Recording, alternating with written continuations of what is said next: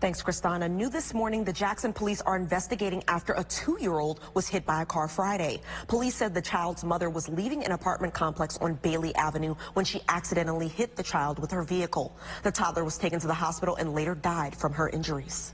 Back to camp and went to bed. Gotcha. Well, if it's okay with you, I want to try my luck to try to hit the target and give it a shot. All right, y'all. Might embarrass myself today, but we're going to give it a shot anyway. Oh, I hit it. All right, y'all. For now, I am live in Jackson on the State Fairgrounds. Kyndall Jones, 16 WAPT News. Black women are 3 times more likely to die due to pregnancy-related complications than any other race. Harmony was Representative James Jones's niece. Her story is just one of thousands from across the state. Press conference with Jackson Mayor Chokwe Antar Lumumba. He said that crews were here beginning their pre-demolition work. But if you take a look right here behind me, there's so much more happening than just pre-demolition work. That's right, Troy, Megan. The mayors of Hinds County are in a state of confusion tonight. They're telling me that there was no prior communication about the fee increase, and they're asking for more time. There are some great deals happening right here at the outlet. As you can see, I am in Santa's sleigh, and he is bringing in so much holiday cheer this holiday season. Well, Troy, if you were hoping to get that all-star special, you are out of luck. Sorry to say it. Over the weekend, a shooting happened right in the parking lot. This news is coming as a shock tonight as JFD fireman Jeremy Burst was named as a suspect in a deadly hit and run that happened Sunday evening. The DOJ is investigating this case, saying that not one specific unit or person will be targeted, but the entire department. Since 1907, the Robinson Hale Stadium was the home to the Mississippi College Choctaws. That 117-year legacy is now coming to a sudden end. In February of 1942, the Board of Trustees decided that intercollegiate football and baseball should be discontinued for the duration of World War II. In 1945, the program was reinstated after the war ended. Now in 2024, the program is no more. The announcement comes suddenly as the college will be changing its name to Mississippi Christian University and planning to focus on other athletic programs. Now the entire team is looking for a new home. Head coach Mike Kershaw says this is all still a shock.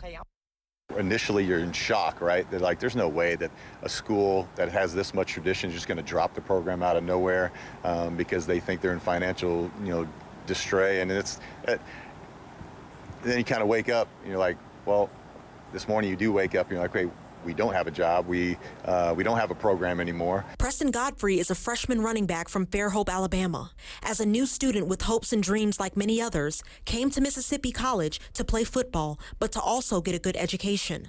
With this discontinuation, Godfrey says it is a scholarship lost. This is the only sport I play. Me and my family, financially, we can afford school, but this is really all my scholarship where it really went to.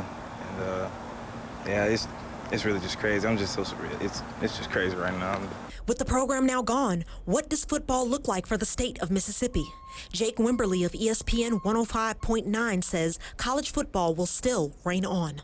I think the overall state of the state of college football is very good in the state. You just, again, hate it for an institution like Mississippi College, where so many people enjoyed, going to see football on Saturdays out there in Clinton. As this chapter closes for the Choctaws, there are still more unanswered questions about the facilities left behind.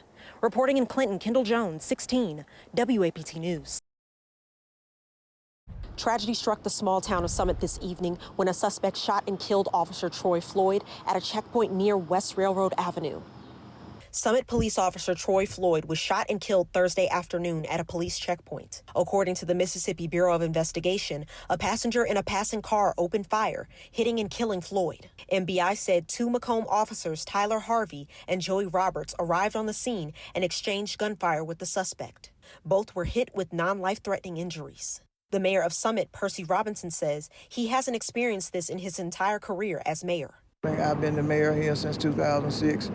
And I have never had to deal with this before. So, even though being in Iraq, I saw death, but when it hits home, it's devastating. The identity and motive of the suspect has not been released at this time. In the meantime, Floyd's body was transported from a hospital in Macomb to the state crime lab in Pearl. Floyd received a police escort. The officers arriving at the crime lab emotional. Reporting in Pike County, Kyndall Jones, 16 WAPT News. Hundreds are lined up here at the former Sunflower grocery store in Utica to get water for their homes and families.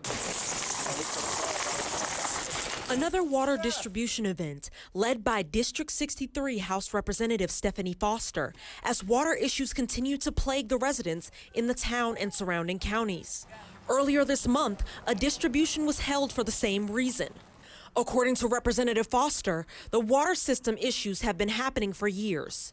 She has appropriated $300,000 to the Reedtown Water Association to repair the water system, but they need more. I've met with them, and they're needing money. They're needing millions. They're needing probably like $4.2 million to rectify the entire problem. It is unclear what the extent of the issues are within the system, but we received an update from the Mississippi State Health Department. In a statement, they say, quote, MSDH performed a recent sanitary survey on the system and is finalizing a report that notes significant deficiencies requiring action on the part of the Reedtown Water Association.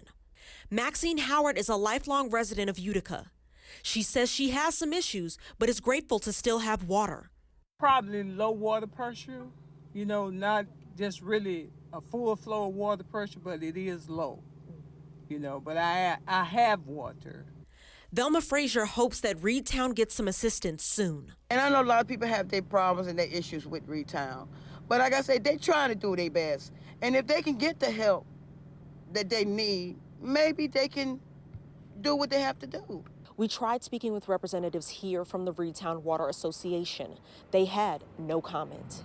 Reporting in Utica, Kyndall Jones, 16 WAPT News.